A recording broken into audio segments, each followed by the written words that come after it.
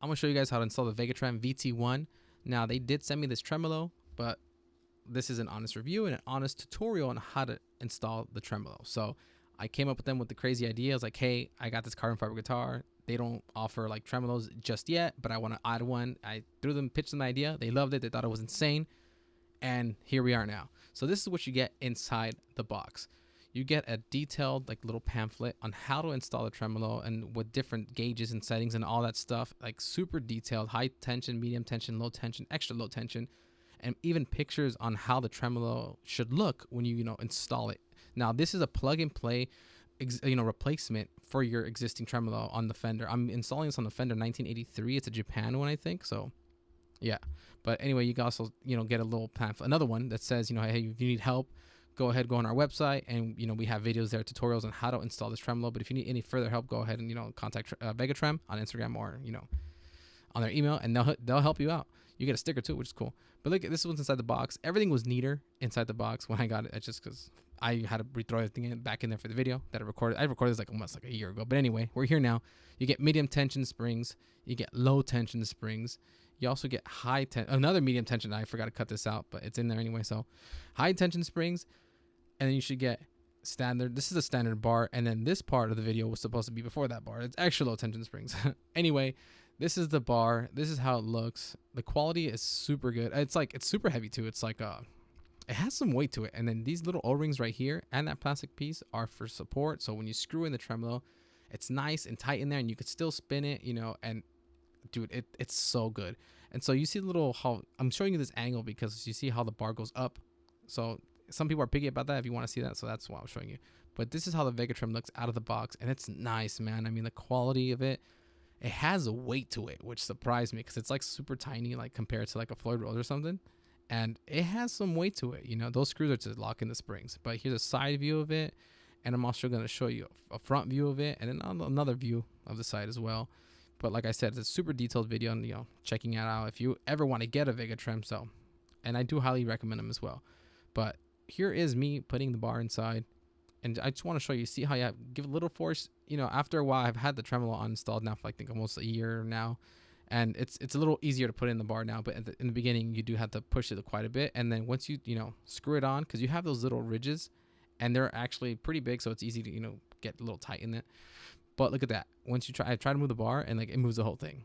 But we're gonna get to installing it, and like I said, it's a direct replacement. You have to do no modifications like I did because I installed it on a different guitar that didn't have a tremolo at all. But we'll get to that later. But check it out. So once you take out the bar, you're going to go ahead and align it with like the knife edge. Check it out just to show you how it works. That's how it works when it's on the guitar, instead of like Floyd Rose, how they have the bridge points and like the two C's that connect to it. If you know Floyd Rose or Charlotte and anything like that, you know what I'm talking about. But I'm using the low tension springs because I'm using 942 DR strings. And you do get the hardware as well, of course. I got the gold color if you didn't notice already. And they give you Allen wrenches so you can set up the intonation on it. Because that's something you're gonna want to do, trust me.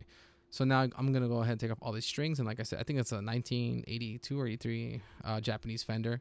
I already have the strings off, so I'm gonna go ahead and clean them. Bing, bap, bap, boop, bap, boop, bang. I wanted to do that earlier, but I kind of forgot. Anyway, you're gonna see me clean the fretboard longer than I should have in the video. Because why? Because I completely forgot to edit the other parts. I could have while I was talking, but as you could see, I have to fill in the space of me cleaning the fretboard. And here's a close-up of how that looks.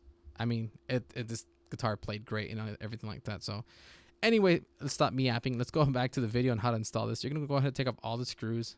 Pretty simple, pretty straightforward. Once you take off the strings, and in the back, you're going to go ahead and take out the springs. So I had to take out the springs and take off the springs from the back, from the tremolo, in order for me to take out the, see it right there. I was kind of having a little hard time. But once you see me take out the tremolo right now, you're going to see that the springs aren't there. So you're going to want to take out the springs before, you get what I'm trying to say. Anyway, here is how the Floyd, the tremolo on the Fender looks. You're going to want to remember how the intonation looks because you're going to want to replicate that intonation onto the VegaTrem. And just go ahead and clean the dust. I mean, come on, it's not too hard, But once you got all that nice and however clean you wanted to get it, you're going to go ahead and put the bar right there. You see how it's like I didn't have to do anything to it, no cutting or nothing. Just place it on. Now, when you're installing the screws, don't tighten them all the way because, you want to adjust the bar to where it's like, centered and straight and all that good stuff. And then test fit your VegaTrem Make sure there's clearance on each side and all that. If it's going smooth up and down, it's not hitting anything from the sides.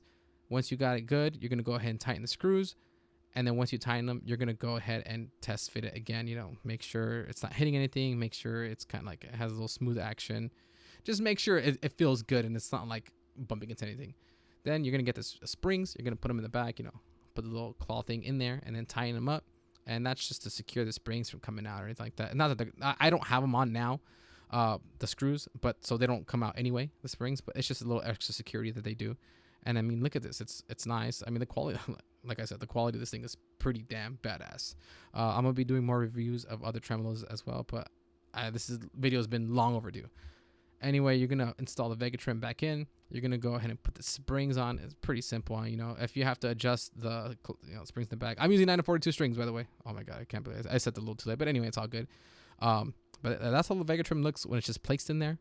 And now this part is super important because you're going to install it with the low E and then the high E string first. And the reason why you do this is because you want to set the VegaTrem to where it's good. Because if you just do like from left to right and string it up like that, then the VegaTrem could be too much to the left or too much to the right. So you're gonna go ahead and not tune it to the tuning of that string, but just tighten up to where you could see everything, make sure everything's good, and make sure the VegaTrem's nice and centered where it needs to be, or where it needs to be for your guitar. Because it could shift to left or right, and you could do that manually. But once you do all that, all you gotta do is put the rest of the strings in there, tune it up. And if you have to adjust the claws and the screws in the back, then go ahead and do that. But other than that, string it up and you're good to go. But it's a little long video, but you get the details of how to do it. But unfortunately, I do not have a video of when this guitar was finished. But I do have a video of it on my Ruf guitar after I modified the hell out of it to fit a VegaTrem. Now, I want to thank VegaTrem for sending this out and saying yes to my crazy ass idea of me doing this project, because I could have completely failed and messed up a $3,600 guitar, which I know, insane, right? But hey, look, it was worth it, and they believed in me, and I really appreciate you guys. Thank you for letting me be a part of the family, man.